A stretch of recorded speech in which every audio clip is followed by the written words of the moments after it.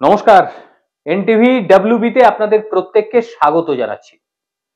প্রথমেই আমি আমার দর্শকদের কাছে ক্ষমা প্রার্থী, হাত জোর করে ক্ষমা চেয়ে নিচ্ছি।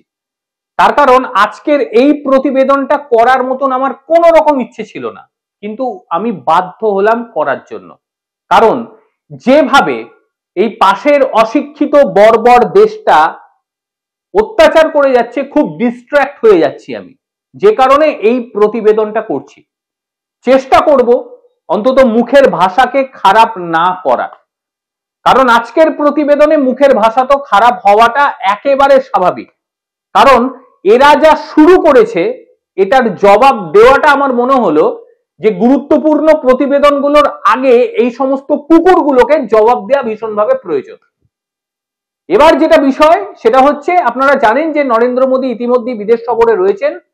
ফ্রান্স থেকে তিনি আমেরিকার দিকে গিয়েছেন এবং ঘটনাটা ফ্রান্সের প্রেসিডেন্ট ইমানুয়েল ম্যাক্রন তিনি নাকি আমাদের প্রধানমন্ত্রী নরেন্দ্র মোদীর সঙ্গে হাত মেলাননি। ভাবুন, আমাদের প্রধানমন্ত্রী নরেন্দ্র মোদীর সঙ্গে নাকি ফ্রান্সের প্রেসিডেন্ট হাত মেলায়নি। দুই একটা স্টিল ছবি ক্যাপচার করে বিভিন্ন রকম লেখা হচ্ছে অশিক্ষিত দেশের প্রায় প্রত্যেকটা সোশ্যাল মিডিয়ায়, টিভি চ্যানেলে।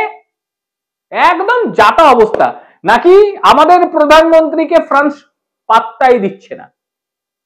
তো এই সমস্ত গাধার বাচ্চাদের কি বলা যায় বলুন তো, কি বলা যায়?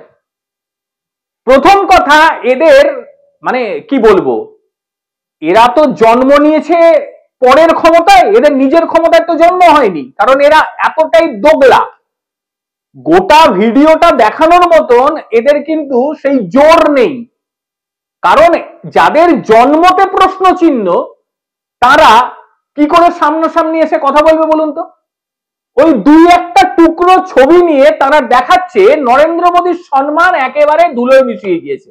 আরে ভাই, ভারতের প্রধানমন্ত্রীর সম্মান এত ছোট নয় যে একেবারে ধুলোয় মিশিয়ে যাবে। একটা হল ঘরের মধ্যে সেখানে বসে রয়েছে বেশ কয়েকজন, সেখানে নরেন্দ্র মোদী হাত বাড়িয়ে মেলাতে গিয়েছিল, এটা ভাবতে হবে আমাদের। সে তো মোশনে রয়েছে, বিভিন্ন জনের সঙ্গে কথা বলছে, সেই মোশন থেকে একটা ক্লিক কেটে যদি আমি দেখাই যে না এই দেখুন হাত মেলাতে গেছে, আরে বাবা, 11 তারিখ থেকে 12 তারিখ পর্যন্ত ফ্রান্সে যখন থেকে আমাদের প্রধানমন্ত্রী নরেন্দ্র মোদী পা রেখেছে, ঠিক তখন থেকে ফ্রান্সের প্রেসিডেন্ট ইমানুয়েল ম্যাক্রন তার যে সোশ্যাল মিডিয়া সাইট রয়েছে, এক্স হ্যান্ডেল রয়েছে, মূর্খের বাচ্চাগুলো দেখতে পারে কিনা আমি জানি না, পর পর পোস্ট করে গেছে। 24 ঘন্টার মধ্যে প্রায় 9 থেকে 10টা পোস্ট, আর প্রত্যেকটা পোস্টে নরেন্দ্র মোদীকে কেন্দ্র করে একাধিক শেয়ার, যেখানে স্পষ্টভাবে বোঝা যাচ্ছে যে নরেন্দ্র মোদীর প্রতি ফ্রান্সের প্রেসিডেন্ট ইমানুয়েল ম্যাক্রনের ঠিক কতটা শ্রদ্ধা রয়েছে। অশিক্ষিত দেশটা এগুলো বোঝার মতন জায়গায় নেই। টুকরো কোলাজকে বাদ দিয়ে গোটা ভিডিও দেখে ভাই বিশ্লেষণ করার মতন এই অশিক্ষিত মূর্খগুলোর ক্ষমতা নেই। যদি এইরকম কিছু থাকতো যে নরেন্দ্র মোদীর সঙ্গে দেখা করে তাকে অপমান করার মানসিকতা থাকতো, তাহলে ফ্রান্সের প্রেসিডেন্টের যে সোশ্যাল সাইট এক্স হ্যান্ডেল, সেখানে এতগুলো ছবি কিভাবে পোস্ট হলো? আর প্রত্যেকটা ছবিতে রীতিমতো বোঝা যাচ্ছে যে ফ্রান্সের প্রেসিডেন্ট ঠিক কতটা শ্রদ্ধা জ্ঞাপন করছেন নরেন্দ্র মোদীকে, প্রত্যেকটা ছবিতে। এবং আমি রীতিমতো ওই অশিক্ষিত পরের মানে কাজে জন্ম নেওয়া এই দেশটার মানুষদের বলছি, প্রত্যেককে নয়, কিছু মানুষ তো আছেই, তাদেরকে বলছি, একটা ছবি বার করে দেখান যেখানে কেন্দ্রে বিন্দুতে আমাদের প্রধানমন্ত্রী নরেন্দ্র মোদী নেই। একটা ছবি, সিঙ্গেল ছবি সেখানকার প্রেসিডেন্টের এক্স হ্যান্ডেল থেকে বার করে দেখান যে 11 তারিখ থেকে 12 তারিখ পর্যন্ত যে যে ছবিগুলো তিনি পোস্ট করেছিলেন, সেই ছবিতে কোথাও অবহেলা করেছে ভারতের প্রধানমন্ত্রীকে। দেখাতে পারবেন না, ওই টুকরো ছবি আপনাদের শান্তি দেবে, ওই নিয়েই পড়ে থাকুন। এবারে তো বুঝতে পারছেন যে নরেন্দ্র মোদীর সঙ্গে কে হাত মেলালো আর কে হাত মেলালো না, এটা নিয়ে আপনাদের মাথা ব্যথা পড়ে গেল। ওরে বাপ রে বাপ, তার মানে নরেন্দ্র মোদী ঠিক কোন পর্যায়ে চলে এটা একবার বুঝে নিন। আমাদের দেশের প্রধানমন্ত্রী ঠিক কোন জায়গাটা ধরে থাকে এটা একবার বুঝে নিন। ওই আপনাদের মতো না, হানাদার উড়ে এসে জুড়ে বসে দেশের কি বলবো অন্ন ধ্বংস করছে, আবার মাঝে মধ্যে বিদ্যুৎ ভিক্ষা করতে যাচ্ছে, সে কপিও করব। ভাই নিজেদের অবস্থানটা বোঝো, পেঁয়াজ কেনার পয়সা নেই, তোমরা আবার কিনা আমাদের দেশের প্রধানমন্ত্রীর কথা বলবে। মান সম্মান কি রয়েছে না রয়েছে, তোদের নিজেদেরই তো মান সম্মান নেই, নিজেদেরই তো মান সম্মান নেই। অশিক্ষিতর দেশ, জন্মটাও তোদের বিতর্ক, তোদের যে জন্ম হয়েছে সেটাও পরের সাহায্যে জন্ম হয়েছে। আর এইরকম অশিক্ষিত দেশগুলোর জন্য বেশি কিছু বলার নেই। আমার আমার মানে কি বলবো, ভেতর থেকে মনে হচ্ছে যে অনেক কিছু বলি, কিন্তু সোশ্যাল মিডিয়ায় তো বেশি কিছু বলতে পারছি না, সেই কারণেই বেশি কিছু বললাম না।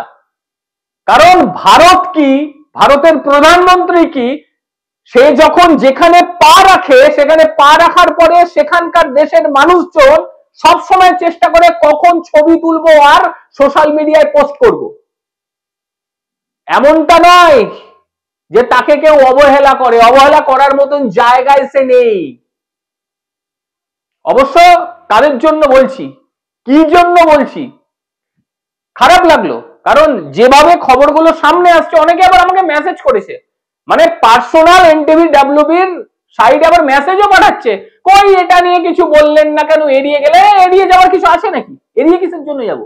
এড়িয়ে যাওয়ার তো কিছুই নেই, কিসের জন্য এড়িয়ে যাব? একটা সামান্য স্ক্রিনশট দিয়ে সেটা নিয়ে খবর হয় নাকি? কোনো একটা বাস্তব বুদ্ধি নেই। আরে ভাই, ভারত ফ্রান্সে গেছে ওই কটোরা হাতে করে টাকা চাইতে নয়, টাকা ঢালতে।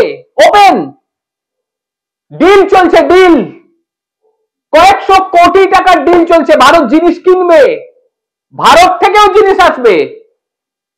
পিনাকা যে লঞ্চার রয়েছে সেটা নেওয়ার জন্য ফ্রান্স বলেছে। ওই তোদের মতন ভিকমাঙ্গার দেশ নয় যে বাইরে গিয়ে ভিক্ষা আনতে যাবে, সেখানে টাকা ছড়াতে গেছে, টাকা ছড়াবে, মাল নিয়ে চলে আসবে। এটাই ভারতবর্ষ।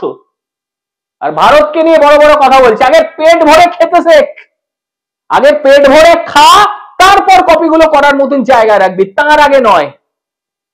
অশিক্ষিত মূর্খ, জন্মের কোনো ঠিক নেই, এরা আবার বড় বড় কথা বলে। যাই হোক, আমি আমার দেশের আমার দর্শকদের কাছে ক্ষমা প্রার্থী, কান ধরে নিলাম। হয়তো এতটা খারাপ কথা বলা আমার উচিত হয়নি, কিন্তু কি বলবো বলুন তো, নিজের দেশের প্রধানমন্ত্রী সম্বন্ধে এত কিছু শোনা যায় না, আর শুনে চুপ করাও যায় না। প্রত্যেকে ভালো থাকবেন, সুস্থ থাকবেন। আবারও বলছি ক্ষমা প্রার্থী আজকের এই কপির জন্য। নমস্কার, ভালো থাকবেন প্রত্যেকে।